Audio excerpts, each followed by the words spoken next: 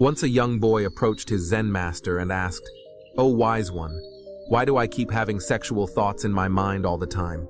They consume my time and energy, making it hard for me to focus on anything else, and I constantly feel attracted toward the opposite sex."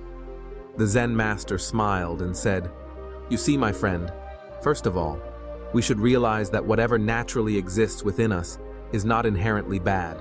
It serves a purpose in our lives. Lust is an emotion that arises from a physical need, which is natural in every living being. Sexual lust is not something external that we acquire. Instead, it is inherently present within us. It is a natural aspect of human existence, essential for the continuation of our species." Curious, the boy persisted. "If sexual lust is a natural part of us, then why do people condemn it?" The master pointed out, "There is a big misunderstanding when it comes to sexual desire. It is a natural part of being human, stemming from our biology and instincts. However, societal norms, cultural beliefs, and personal experiences can shape how we perceive and express it. Some may view sexual desire as taboo or shameful, while others may embrace it openly. Sexual desire, like any emotion, is not inherently good or bad. It is about how we handle it. But just like with anything in life, problems can arise when there is too much of it. Take eating, for example. Eating is necessary for survival, but when we overeat, it can harm our bodies. Similarly, indulging in sexual desires excessively can cause harm to us.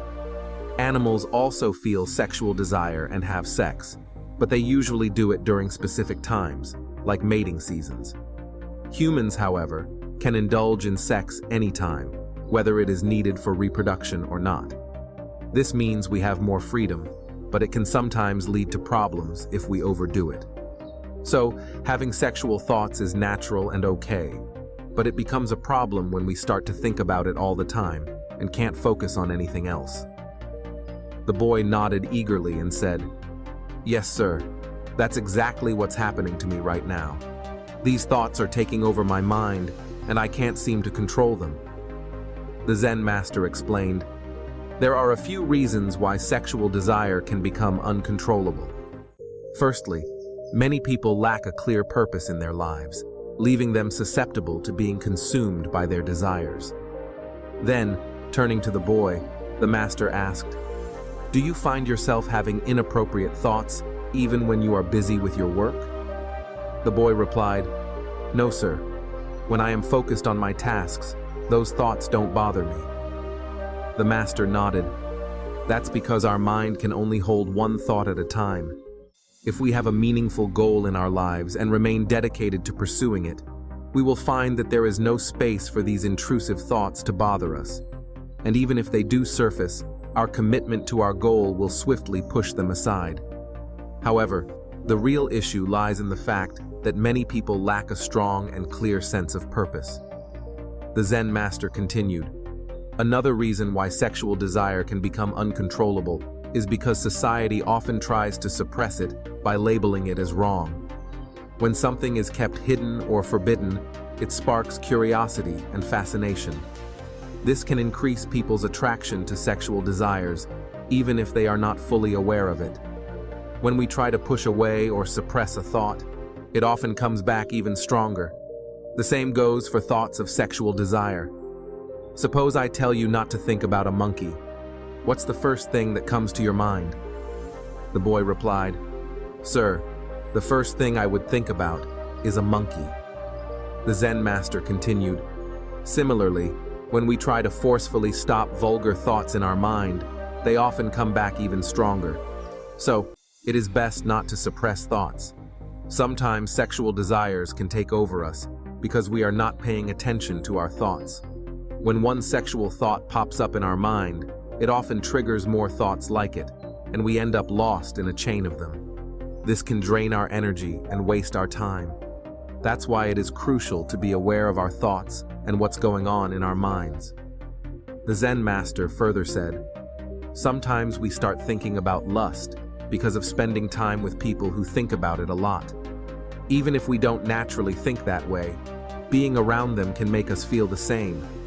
So, It is wise to avoid spending too much time with people who have lustful thoughts. The boy asked, "Master, I have understood how to avoid lustful thoughts, but can we ever completely overcome our sexual urges?" The master replied, "First, it is important to know that we can't completely stop our sexual energy. It is a natural force designed by nature to create new lives and keep humanity going. Trying to control it directly usually does not work. However, through practices like meditation and prayer, we can transform this sexual energy into something higher. It is called sexual sublimation.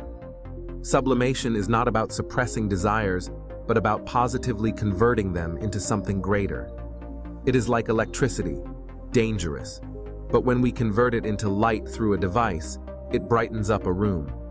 Similarly, by doing good deeds, meditating, and praying, we can change our sexual energy into spiritual energy, which is also called ojas. Ojas is a powerful spiritual energy stored in the brain. The person who has a lot of ojas in his brain is very intelligent, has captivating eyes, and a magnetic presence. They can influence others with just a few words and leave a lasting impact on everyone they meet. Through meditation, you find a deep sense of inner peace that makes worldly pleasures seem insignificant in comparison. It is not that you lose the ability to think or do things. Instead, you rise above them. As you continue meditating, you will find that these worldly actions start to feel trivial and immature.